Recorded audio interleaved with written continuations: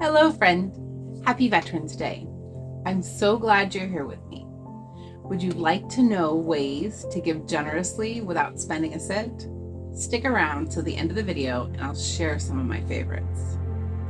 If you haven't seen one of my videos before, I share the Daily Word from Unity Publication. You can find out more about them at unity.org. Today's Daily Word is service. The affirmation is, I give thanks for those who serve. There are many who place others' needs ahead of their own, who sacrifice their time, even their lives, in service to others. I honor those individuals, those who are still with us, as well as those who have passed on. No matter the form their service takes, I am grateful for their willingness to give the best of themselves. I am mindful their efforts help afford me freedoms and privileges I enjoy. I bless those who serve when I pray for their safety and protection. I see them as divinely guided, endowed with strength, wisdom, and power of the divine.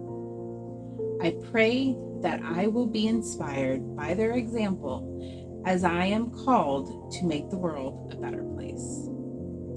The scripture is Philippians 2, 3, and 4. Do nothing from selfish ambition or conceit, but in humility regard others as better than yourselves. Let each of you look not to your own interest, but to the interest of others. Now, how to give generously without spending a cent. Giving a like and subscribe would count. Though, to name only a few, it really is as simple as a smile, a hello, a hug, an ear to listen, grace, forgiveness, and of course, volunteering.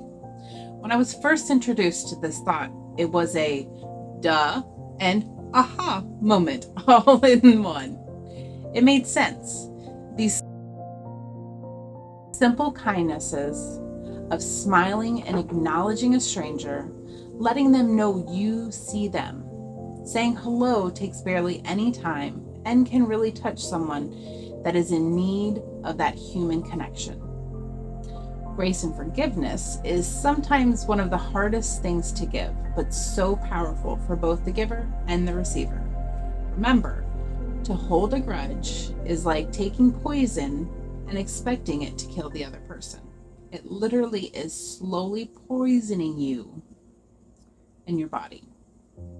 And most importantly, don't forget to give yourself the gift of grace and forgiveness too.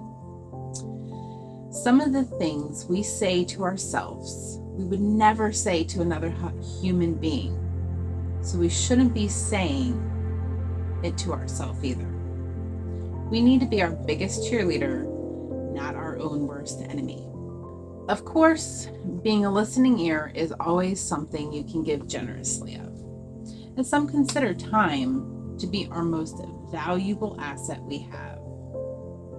With that, also be careful of who you're giving your time to. There are such things as energy drainers. Those people who are constantly negative, trapped in their own cycles of repetition, and overwhelmed on how to change. There are also people who have no desire to change and just want to hear their own voice. If you have people like that in your life, especially the second of the two, you want to treat them like a bear. Just back away slowly, as a friend of mine has said, or something like that. We will call her the Lady of Many Names. Now, I'm not saying that the lost don't deserve kindness, encouragement, or a listening ear. Just be cautious. You cannot give from an empty cup. So I've been saving my favorite for last. Can you guess what it is? Hugs. They are my most favorite form of medicine. Why do I refer to hugs as medicine? I would love to tell you. So when I worked as a hospice nurse, I administered lots of comfort medication to my patients. But I always said my hugs were the best medicine I gave, which typically was given to the family. So research and science have found the most benefits are received with a hug that lasts at least 20 seconds. And the stronger and longer the squeeze, the more oxytocin that is released into the body. They are also grounding, boost immunity, help alleviate fear, reduce stress, lower blood pressure, reduce insomnia and anxiety.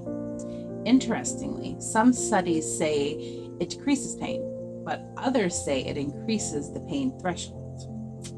Just make sure to ask permission before going into somebody's space. Not everybody is comfortable with hugging. They can't be trusted. Just kidding. My sister's not a hugger, and I trust her. She's a good person. So, what are some ways you give generously?